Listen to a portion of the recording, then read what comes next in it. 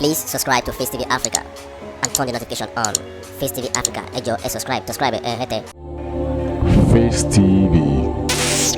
Muswobi. A kú dédé àsìkò yìí gbogbo tí ń gbọ́ mi nílé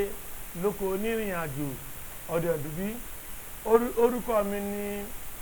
amòye ọ̀jọ̀gbọ́n Ìbítọ́ Joshua a kí ọ̀gá níyìn ọ̀mọ̀wé ọmọọba lẹ́kùtì àti gbogbo ohun tó ń bẹ ní ilé agodo níyìn a dúpẹ́ lọ́wọ́ Ọlọ́run alárò àbí ọba tó pọ̀ nípa àti agbára ọba a lè ṣe lè wí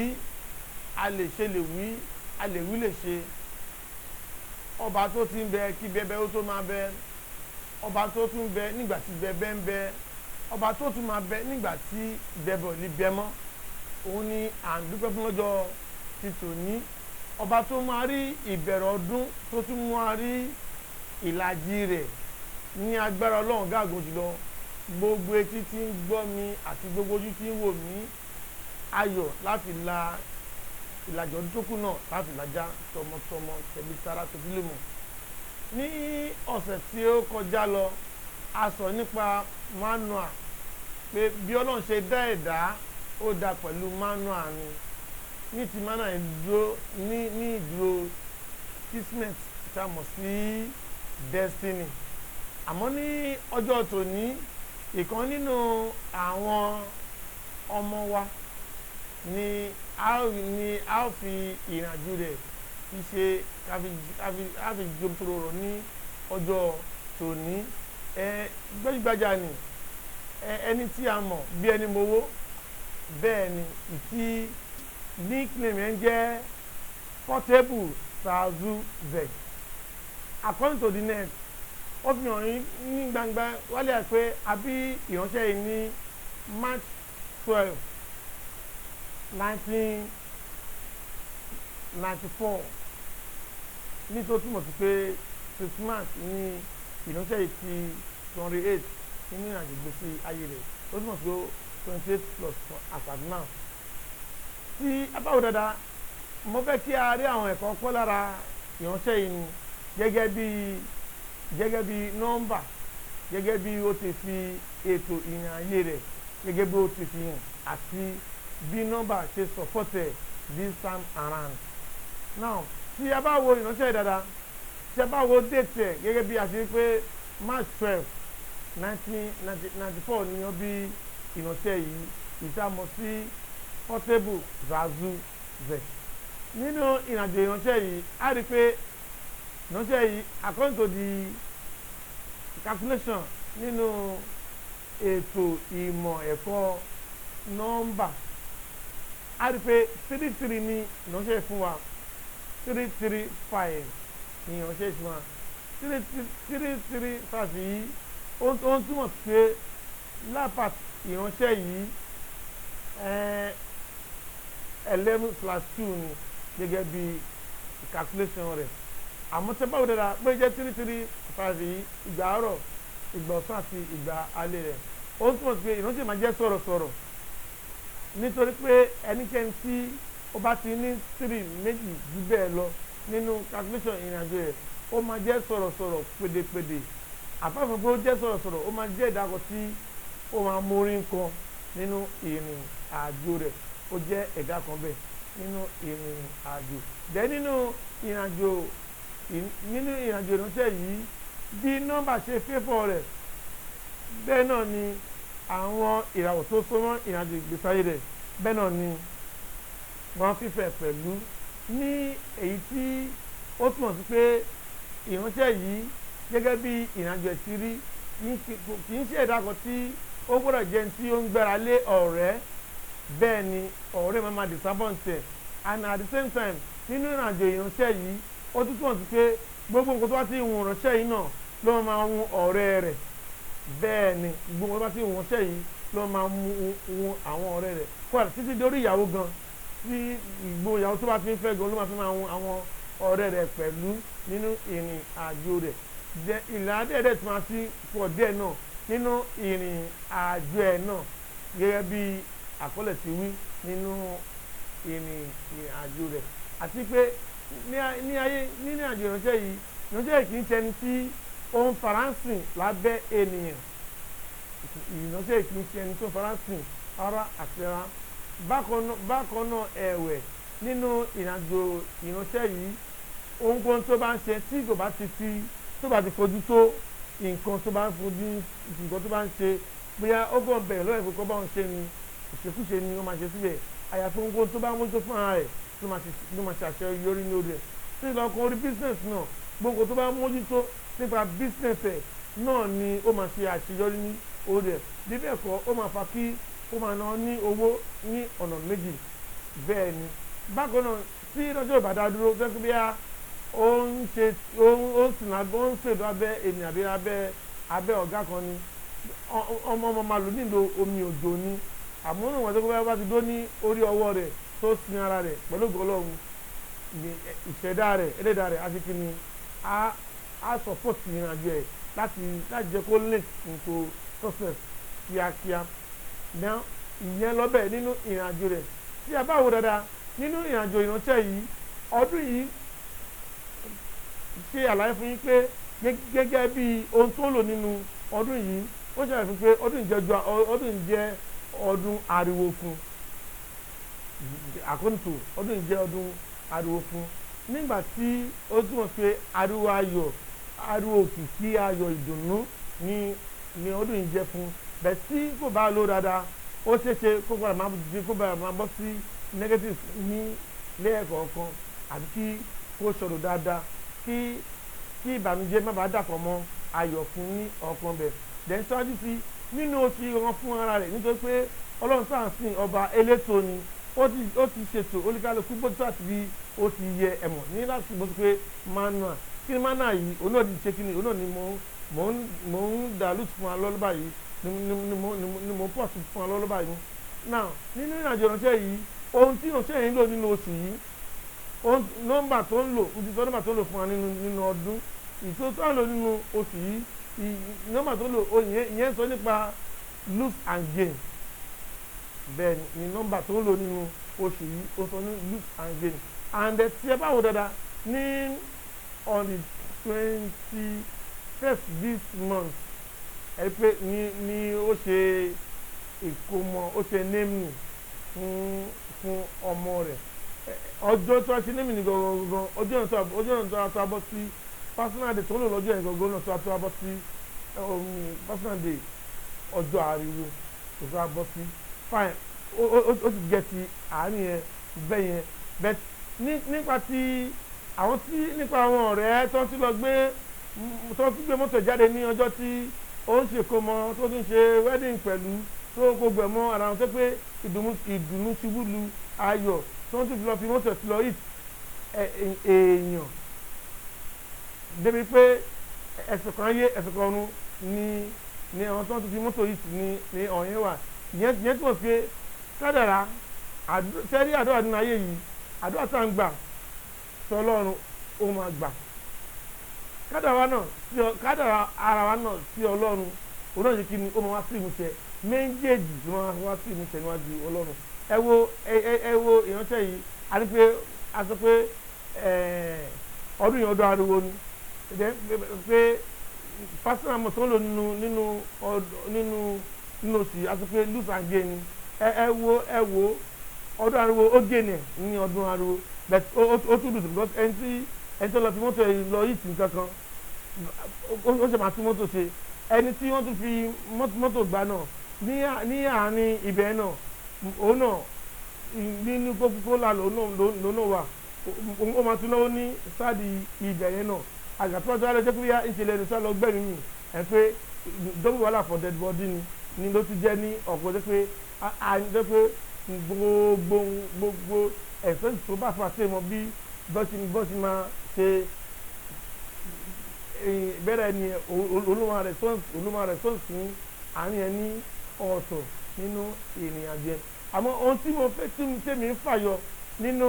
ẹ̀kọ́ tí mo fẹ́ kí a kọ́ ní ibẹ̀ àti àwòkọ́ṣe tí mo fẹ́ kí a rí ní ibẹ̀ kò ju pé nọ́mbà tá à ń sọ nípa ẹ̀ yìí àtẹ̀lé o ó ń work nínú ayé olúkálùkù wa ní underground ó ń work nínú ayé olúkálùkù wa ní invisible tó dẹ̀ pé ó tún farahàn ní physical area physical back tó tún fi ara hàn ní ibẹ̀ tó ń túmọ̀ sí pé kò síbi tí a fẹ́ dọ̀jà ara wa sí lórí ìrìnàjò nọ́mbà nítorí pé òun náà fi pilẹ̀ ìrìnàjò ayé òun náà dẹ̀ fi pilẹ̀ ìrìnàjò ayé àwa ìdágbére fún ara rẹ̀ tó ń túmọ̀ sí pé kò sí ibi tí a fẹ́ sá sí ní abẹ́ òòrùn yìí àyàtọ̀ tó bí àyàtọ̀ tó bá jẹ́ pé kì í ṣe àwọn obìnrin lẹ́nu ìgbàjáde ló tún kù tí wọ́n mọ̀ tó pé ní abẹ́bẹ̀ ní ìgbàjáde kódà tó tún wà ní abẹ́ òòrùn mọ́lúwọ́lọ́ kò tó fara sí nínú ìrìn àjò ìgbésí ayé irú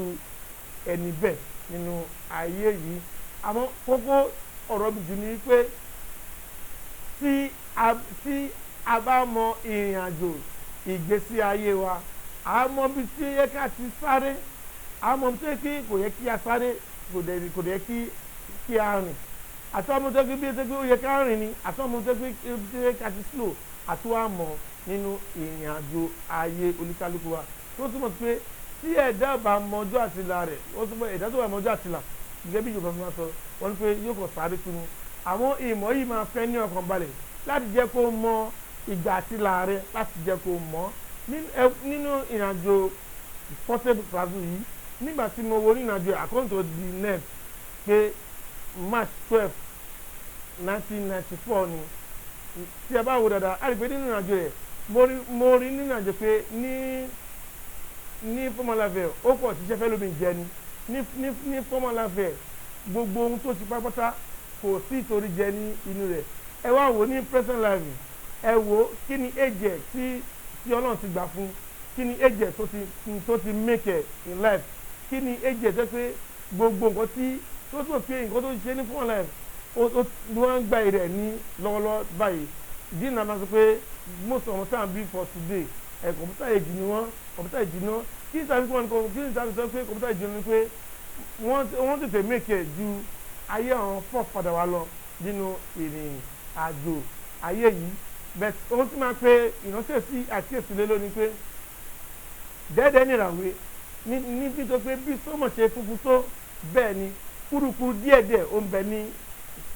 sọ́mọ̀ ní tó túmọ̀ sí pé gbáyé bá ṣe ń lùtò bẹ́ẹ̀ náà ni a máa face àwọn challenges kankan nínú ìrìn àjò wa nínú ìrìn àjò ìránṣẹ́ yìí àwọn challenges wọ́n níwájú rẹ̀ bẹ́ẹ̀ ni challenges wọ́n jẹ́ as at now ó sì wà ní opportunity ẹ̀jẹ̀ lọ́wọ́lọ́wọ́ bẹ́ẹ̀ ló sì wà ní opportunity ẹ̀jẹ̀ lọ́wọ́ nígbà tí ìránṣẹ́ bá fi máa clock 29 sí i a rè pé ó máa face àwọn challenges kọ̀ọ̀kan then bóyá bá fẹsẹ̀ nínú challenges kọ̀ọ̀kan bóyá bá fẹsẹ̀ wọ 29 30 31 32 33 bí kílẹ̀ ti máa tẹ̀lé ara wọn nìyẹn but àwọn tó jẹ́ pé tó jẹ́ gbòógì tó wà fantastic nínú àwọn challenges tó máa ní nínú àwọn ọdún tó mú dàpọ̀ yìí ní age of 31 challenges ó máa tóbi ju àwọn títí ẹ̀yìn lọ kò ní jẹ́ minor challenges and nígbà tó bá tó wà ní age of 33 challenges tó tún máa fèsì nínú ọdún yẹn ó tún máa critical ju ti ẹ̀yìn wa lọ so ó dẹ̀ ní solution yes ó ní solution so kò tó tí Ọlọ́run ṣe kí ni Ọlọ́run dájú kò solution ìdí náà ni tí a sọ pé bí kádà ṣe wà bẹ́ẹ̀ náà ni bọ́dọ̀ ṣe dẹ́wà nínú ayé yìí bẹ́ẹ̀ náà ni ló dẹ́wà pẹ̀lú manual ẹni kádàrá ìrìn àjò ìgbésí ayé wa tí mo fi wé manual ní ìgbà yẹn nìyẹn now ó ní solution ìjọba tẹ̀sán pé kì í ṣe gbogbo aṣọ ní àṣàṣòrùn jẹ́ ká gbé sí ẹgbẹ́ kan then nígbà tí ìránṣẹ́ bẹ̀rẹ̀ máa pé age of 38 kò tí ní owó sí yan Jésù ń gbọ́ kò tí ní owó sí nígbà tí wọ́n máa tún wá di age of 28 àwọn oore kàǹkà àwọn oore tó bù wáyà kan wọ́n máa fara hàn nígbà náà bẹ́ẹ̀ ni ó máa fara hàn nígbà náà nígbà náà ni ó máa bẹ̀sẹ̀ nígbà náà ni àwọn first software tí ń ṣe àkàndá oore tó ń ṣe máa yọjú sí ju gbóǹkan ṣe lérò lọ ní ìgbà náà. Ó tí kò máa gba ìyànjú níyànjú pé kó túbọ̀ súnmọ́ Ọlọ́run bó tó àti bí ó ti yẹ kó lè máa ṣe àánú bí gbogbo ẹ lọ àánú ni oníkálukú rí gbà. So èyí ni máa ṣe àlọ ẹ jẹ́ kí fílì máa ṣe lọ nínú ìrìn àjò ẹ̀kọ́ yìí fún àwọn tá ní àǹfààní láti kọ́ ẹ̀kọ́ yìí. Ẹ̀kọ́ yìí kò yẹ ìmọ̀ yìí kò jọ ẹnikẹ́ni sílẹ̀ láti kọ́ ẹ̀kọ́ ní orí rẹ̀ yálà ajẹ́ ìrántí Ọlọ́run ni tàbájẹ́ student ni àbájẹ́ oníṣẹ́ ọwọ́ ni kò sẹ́ni tó yọ sílẹ̀ láti mọ̀ ọ́ kódà bó tó bá fẹ́ ṣiṣẹ́ ṣe ìfẹ́sẹ̀ kí bíyà o lè fi máa ṣe counseling níbi tí tó bá wà yálà ní ọ́fíìsì ẹni tàbí ní church ní church ni àbí ní mosque ni o lè máa fi ṣe counseling fún àwọn èèyàn bó tó àti bí ó ti yẹ kò jẹ́ ẹnikẹ́ni sí ilẹ̀ ní lọ́bẹ̀. Then tọ́wọ́dẹ̀ ti fẹ́ mọ̀ sí nípa ìrìn àjò ìgbésí ayé wa a ní àǹfààní láti pè torí nọ́mbà mi tó ń kọjá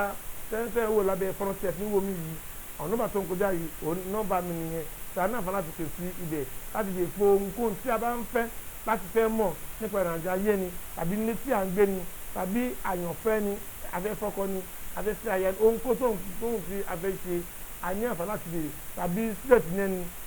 o fẹ́ mọ kọ́ọ̀sì o fẹ́ lọ rí ní àìsísọ ni kò sí ohun tí o fẹ́ ṣe tí o lè fi nọ́mbà ṣe ìtọ́ni nínú ìrìn àjò ìgbésí ayé bí ó ti jẹ́ ní eléyìí. Bákan náà